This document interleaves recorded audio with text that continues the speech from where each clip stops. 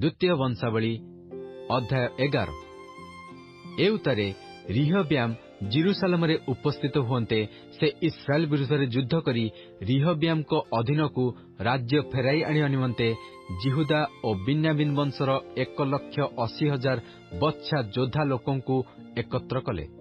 ମାତ୍ର ପରମେଶ୍ୱରଙ୍କ ଲୋକ ସମୟ ନିକଟରେ ସଦାପ୍ରଭୁଙ୍କର ଏହି ବାକ୍ୟ ଉପସ୍ଥିତ ହେଲା, ଜିହୁଦାର ରାଜା ସଲୋମନଙ୍କ ପୁତ୍ର ରିହବ୍ୟାମକୁ ପୁଣି ଜିହୁଦା ଓ ବିନ୍ୟାମିନ ନିବାସୀ ସମସ୍ତ ଇସ୍ରାଏଲକୁ କୁହ, ସଦାପ୍ରଭୁ ଏହି କଥା କହନ୍ତି, ତୁମେମାନେ ଯାତ୍ରା କରିବ ନାହିଁ କିମ୍ବା ଆପଣା ଭ୍ରାତୃଗଣ ବିପକ୍ଷରେ ଯୁଦ୍ଧ କରିବ ନାହିଁ।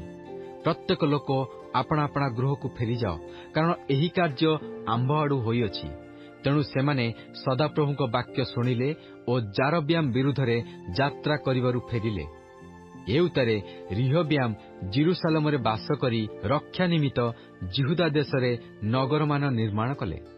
ସେ ବୈଥଲହମ ଓ ଅଇଟମ ଓ ତକୟ ଓ ବୈତସୁର ଓ ସୋଖୋ ଓ ଅଦୁଲମ ଓ ଗାଥ ଓ ମାରେସା ଓ ସିଫ ଓ ଅଦରଇମ ଓ ଲାଖିସ ଓ ଅସେକା, ସରା ଓ ଅୟାଲୋନ ଓ ହିବ୍ରୋନ, ଜିହୁଦାର ଓ ବିନ୍ୟାମିନର ମଧ୍ୟବର୍ତ୍ତୀ ଏହି ପ୍ରାଚୀର ବେଷ୍ଟିତ ନଗର ସବୁ ନିର୍ମାଣ କଲେ। ଆଉ ସେ ସକଳ ଦୁର୍ଗ ଦୃଢ଼ କରି ତହିଁ ମଧ୍ୟରେ ସେନାପତିମାନଙ୍କୁ ଓ ଖାଦ୍ୟଦ୍ରବ୍ୟ ପୁଣି ତୈଳ ଓ ଦ୍ରାକ୍ଷାରସ ରଖିଲେ। ଆଉ ପ୍ରତ୍ୟେକ ନଗରରେ ସେ ଢାଲ ଓ ବର୍ଚ୍ଛା ରଖିଲେ। ପୁଣି ନଗର ସବୁକୁ ଅତିଶୟ ଦୃଢ଼ କଲେ। ଆଉ ଜିହୁଦା ଓ ବିନ୍ୟାମିନ ତାଙ୍କର ପକ୍ଷ ହେଲେ। ଆହୁରି ସମୁଦାୟ ଇସ୍ରାଏଲର ମଧ୍ୟବର୍ତ୍ତୀ ଯାଜକ ଓ ଲେବୀୟମାନେ ଆପଣା ଆପଣା ସମସ୍ତ ଅଞ୍ଚଳରୁ ଆସି ତାଙ୍କ ନିକଟରେ ଉପସ୍ଥିତ ହେଲେ। କାରଣ ଲେବୀୟମାନେ ଆପଣା ଆପଣା ନଗରର ତଳିଭୂମି ଓ ଆପଣା ଆପଣା ଅଧିକାର ତ୍ୟାଗ କରି ଜିହୁଦା ଓ ଜିରୁସାଲେମକୁ ଆସିଲେ। ଯେହେତୁ ଜାରବ୍ୟାମ ଓ ତାଙ୍କର ପୁତ୍ରଗଣ ସେମାନଙ୍କୁ ସଦାପ୍ରଭୁଙ୍କ ଉଦ୍ଦେଶ୍ୟରେ ଯାଜକର କାର୍ଯ୍ୟ କରିବାକୁ ନ ଦେଇ ତଡ଼ି ଦେଇଥିଲେ, ପୁଣି ସେ ଉଚ୍ଚସ୍ଥଳୀ ସକଳର ଓ ଛାଗ ଦେବତାମାନଙ୍କର ଓ ସ୍ୱର୍ଣ୍ଣ ନିର୍ମିତ ଗୋବତ୍ସ ସକଳର ନିମନ୍ତେ ଆପଣାର ଯାଜକ ନିଯୁକ୍ତ କଲେ।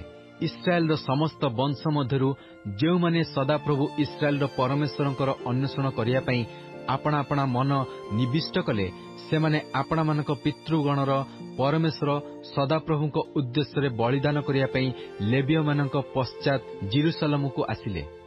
ଏହି ରୂପେ ସେମାନେ ଜିହୁଦାର ରାଜ୍ୟ ଦୃଢ଼ କଲେ।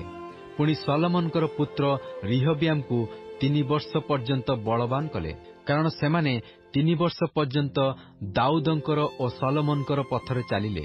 ପୁଣି ରିହବ୍ୟାମ ମହଲତ ନାମ୍ନୀ ଏକ ଭାର୍ଯ୍ୟା ଗ୍ରହଣ କଲେ। ସେ ଦାଉଦଙ୍କର ପୁତ୍ର ଜିରେମୋତର ଓ ଯିସିର ପୁତ୍ର ଇଲିଆବର କନ୍ୟା ଅବିହଇଲର କନ୍ୟା ଥିଲା।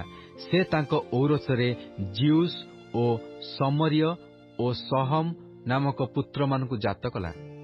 ଏଥି ଉତ୍ତାରେ ରିହବ୍ୟାମ ଅବସାଲୋମର କନ୍ୟା ମାଖାକୁ ବିବାହ କଲେ।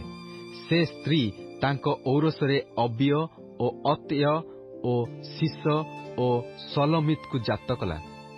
ରିହବ୍ୟାମ ଆପଣାର ସବୁ ପତ୍ନୀ ଓ ଉପପତ୍ନୀ ଅପେକ୍ଷା ଅବସାଲୋମର କନ୍ୟା ମାଖାକୁ ଅଧିକ ପ୍ରେମ କଲେ।